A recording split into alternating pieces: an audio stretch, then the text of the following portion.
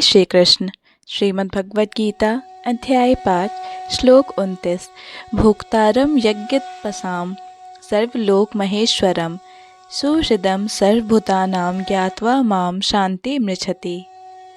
मुझे समस्त यज्ञों तथा तपस्याओं का परम भोक्ता, समस्त लोकों तथा देवताओं का परमेश्वर एवं समस्त जीवों का उपकारी एवं हितैषी जानकर मेरे भावनामृत से पूर्ण पुरुष भौतिक दुखों से शांति लाभ करता है।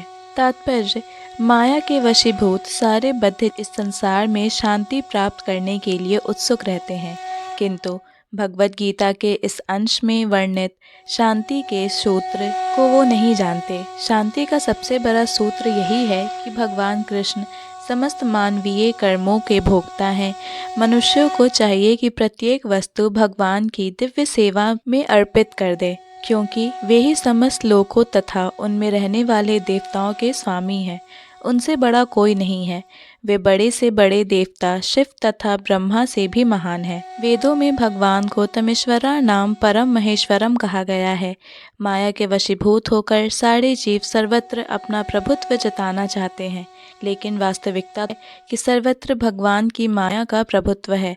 भगवान प्रकृति के स्वामी हैं और बद्ध जीव प्रकृति के कठोर अनुशासन के अंतर्गत है। जब तक कोई इन तथ्यों को समझ नहीं लेता, तब तक संसार में व्यष्टि या समष्टि के रूप से शांति प्राप्त कर पाना संभव नहीं है।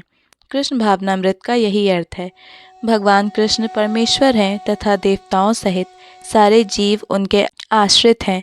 पूर्ण कृष्ण भावनामृत में रहकर ही पूर्ण शांति प्राप्त की जा सकती है। यह 5वां अध्याय कृष्ण भावना की, जिसे समानतया कर्मयोग कहते हैं, व्यवहारिक व्याख्या है।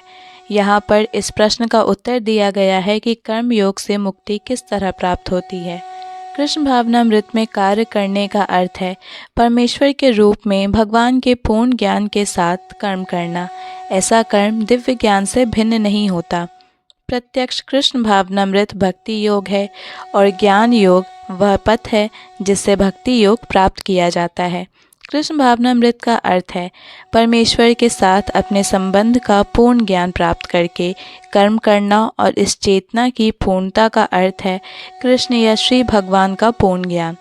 शुद्ध जीव भगवान के अंश रूप में ईश्वर का शाश्वत दास है। वह माया पर प्रभुत्व जताने की इच्छा से ही माया के संपर्क में आता है और यही उसके कष्टों का मूल कारण है। जब तक वह पदार्थ के संपर्क में रहता है, उसे भौतिक आवश्यकताओं के लिए कर्म करना पड़ता है, किंतु कृष्ण भावनामृत उसे पदार्थ के परिधि में स्थित होने हुए भी आध्यात्मिक जीवन में ले लेता है, क्योंकि भौतिक जगत में भक्ति का अभ्यास करने पर जीव का दिव्य स्वरूप पुनः प्रकट होता है।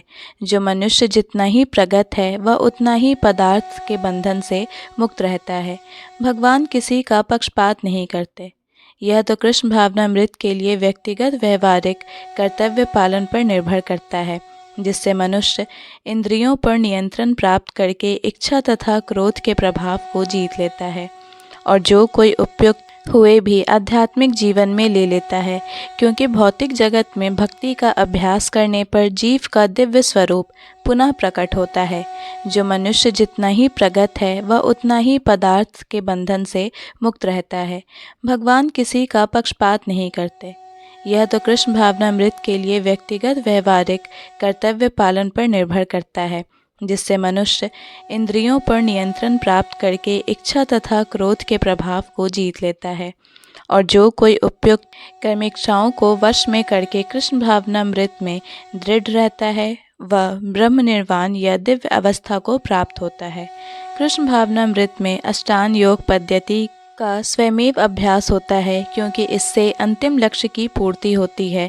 यम, नियम, आसन, प्राणायाम, प्रत्याहार, ध्यान, धारणा तथा समाधि अभ्यास द्वारा धीरे धीरे प्रगति हो सकती है, किंतु भक्ति योग में तो ये प्रस्तावना के स्वरूप है, क्योंकि केवल इसी से मनुष्य को पूर्ण शांति प्राप्त हो सकती है। यही जीवन की परम सिद्धि है।